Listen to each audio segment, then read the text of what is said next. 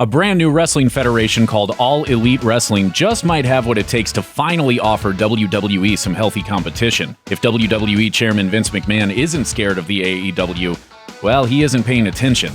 Here's why Vince McMahon should be worried about AEW. Vince McMahon bought what is now the WWE from his father in 1982 and thereafter established the notion that a wrestling company should be run by a hands-on individual with deep pockets. All Elite Wrestling is using a similar model, but its financial backers have a background in unscripted sports. Tony Khan serves as president and CEO of All Elite Wrestling. I believe if we create a competitive environment and put the best wrestling product out there and work really hard, I think we can rekindle a love of wrestling internationally. His father, Shad Khan, is its chief investor. Both are part of the group that owns the NFL's Jacksonville Jaguars and the English pro soccer team Fulham FC. The Khans bring a lot of experience in owning sports operations as well as running them. They've also got a huge pile of cash to work with, reportedly throwing $100 million in family money into the company. They're spending big on talent, signing longtime WWE superstar Chris Jericho to a 3-year contract with a, quote, NFL-level offer. AEW hiring wrestlers for more money than they would get at the WWE really forces McMahon's hand. According to Dave Meltzer at the Wrestling Observer, WWE higher-ups have already reached out to already signed wrestlers willing to match, beat, or even double offers from rival companies. The NBA, NFL, and WWE are so entrenched in the culture that upstart challengers have a hard time staying afloat and being taken seriously. Vince McMahon's own supposed NFL killing XFL lasted one disastrous season. The first time around, anyway. Perhaps the biggest problem for new sports organizations is that by their very nature, they can only attract second-tier talent. If a football player were world-class, for example, he could and would already play in the NFL. But AEW has seemingly sidestepped that issue. As of late May 2019, AEW has signed a whopping 60 wrestlers.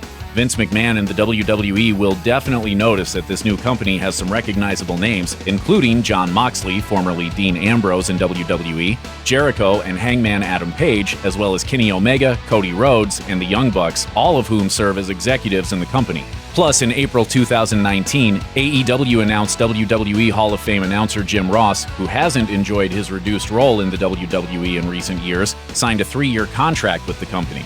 That means fans who tune into matches will hear a familiar voice, which some might call the voice of WWE. I don't know what else I could do right now in my life that makes me happier than what I'm about to start. Modern-day professional wrestling is often marketed as sports entertainment. That's a nod to the sport's theatricality with its oversized personalities and scripted shenanigans. That term also describes wrestling's purpose. It's supposed to be fun, reliable, televised entertainment. Plenty of independent wrestling companies operate on a shoestring budget, but WWE has the highest production values and revenues because it's on TV. In fall 2019, McMahon and company will bring WWE SmackDown to the Fox network for 5 years at a cost of $1 billion. It's going to have some competition, though. TNT will air weekly AEW programming in primetime, also beginning in the fall of 2019. It's the first time TNT will air wrestling since the end of WCW Monday Nitro in 2001. AEW is a privately held company, and so it wasn't required to publicize the terms of that deal, which, following WWE's lead, will also include the potential financial bonanza of pay-per-view broadcasts, the first of which was May 2019's Double or Nothing. Fox is clearly expecting huge ratings from SmackDown, or at least numbers good enough to justify its enormous investment. Yet May 2019 episodes of Raw and SmackDown logged 25 to 30% fewer viewers than they did the year previous. Raw's overall viewership over the last 5 years is down by 32%. What else is on? People aren't necessarily tuning out wrestling, but they are tuning out WWE. If there's a shiny new and exciting wrestling thing to watch on TV, they're going to do that. The more people that watch AEW shows over WWE shows means advertisers are more likely to book commercial slots on the upstart. It's like taking money out of Fox's pocket, and it won't reflect well on Vince McMahon. WWE is the biggest pro wrestling operation in the world, so news of bad corporate behavior or wrestler mistreatment stays largely hidden because wrestlers don't want to hurt their chances with the biggest game in town. But with AEW around, embarrassing or damaging info about Vince McMahon and his associates just might leak since wrestlers can now fear reprisal a little less. Jon Moxley, formerly known as WWE superstar Dean Ambrose, has already spoken out on the Talk is Jericho podcast. If I have something to prove, it's that I want to prove that your creative process, the WWE's creative process sucks.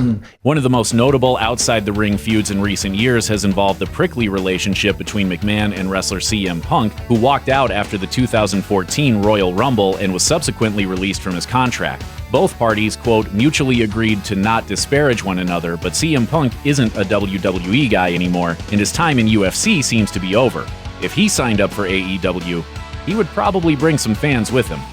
Partly because of the rise of fantasy sports and competitors' need to have as much data as possible, advanced statistics have become an even more vital part of the sports experience. One athletic endeavor that's resisted the rise of numerical deep dives is pro wrestling.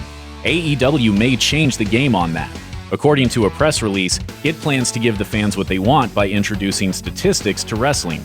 The company hopes that this will raise the stakes for its matches and deepen fan engagement by tracking each competitor's wins and losses as the wrestlers pursue championships, analyzing their moves, assessing damage to their opponents, and providing insights into their winning streaks.